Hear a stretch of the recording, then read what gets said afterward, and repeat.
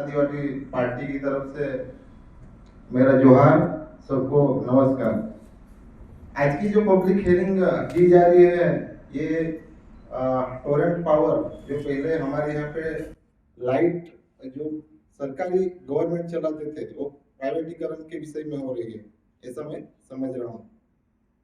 और सर, ये जो पब्लिक हियरिंग हो रही है, ये मैं बड़ी दुख के साथ कहना चाहता हूँ कि बंद कमरे में नहीं होनी चाहिए।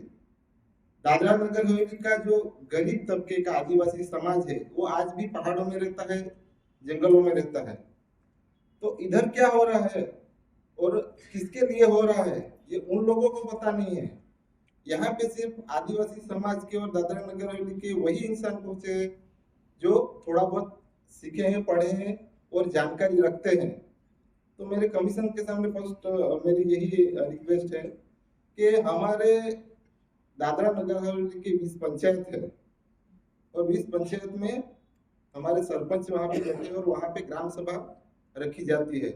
तो ये प्राइवेट करने से पहले मेरी ये भारत आदिवासी पार्टी की तरफ से रिक्वेस्ट है कि 20 पंचायत में से ग्राम सभा रखी जाए और ग्राम सभा के ठहराव रखा जाए कि ये प्राइवेट होना चाहिए या नहीं होना चाहिए। उसके बाद ही ये जो हमारा गवर्नमेंट लाइट का जो टोरेंट पावर को सौंपा गया है वो सौंपा जाना चाहिए। टोरेंट पावर जो प्राइवेटीकरण अभी हो रहा है, उससे पहले हमारे दादरा नगर हवेली गवर्नमेंट हमारी लाइट चला रही थी और सभी गांवों में ये डिस्ट्रीब्यूट किया जाता था। भारत भारत सरकार ने दादरा नगर हवेली को इसलिए सीधे निगरानी में रखा गया है कि यहाँ पे पहले आजादी से पहले से 95% से ज्यादा आदिवासी लोग रहते हैं और सभी अनपढ़ है। आज भी हमारे यहाँ पे जो एजुकेशन का स्तर है वो आदिवासियों में बहुत कम है।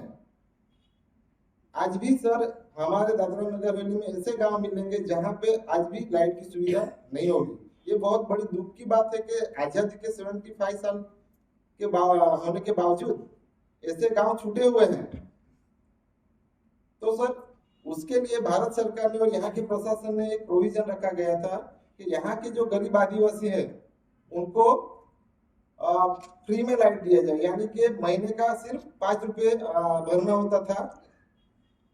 तो वो स्कीम चालू की थी और यहाँ पे जो खेडूत वर्ग है हमारा, जो किसान है, उनके लिए 200 से 300 यूनिट बिजली तक माफ की जाती थी जब सरकारी जो लाइट चलाती थी तब।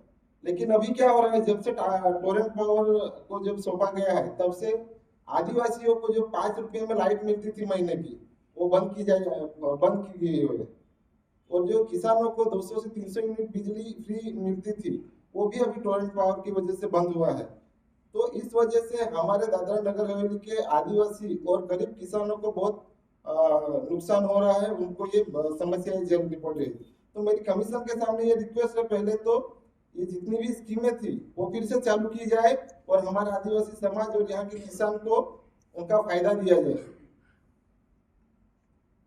टोरेंट पावर को ये कॉन्ट्रैक्ट देने से पहले यहाँ पे दादरा नगर हवेली और दमन दीव में ये भारत सरकार और प्रशासन यहाँ की चलाती थी। तो उस समय पर ऐसा था, यहाँ के स्थानिक लोग जितने भी कंपनी में काम करते थे इसमें, तो उनको गवर्नमेंट सैलरी देती थी और गवर्नमेंट जॉब पे रखा गया था। लेकिन जैसे टोरेंट पावर यहाँ पे आया और प्राइवेट हो गया, तो उसमें जो यहाँ के स्थानिक लोग थे वो जो रिजर्वेशन के आधार पे उनको नौकरी मिली थी, उनको प्राइवेट में रखा गया है। तो क्या सर ये न्याय है हमारे यहाँ के स्थानिक लोगों के लिए?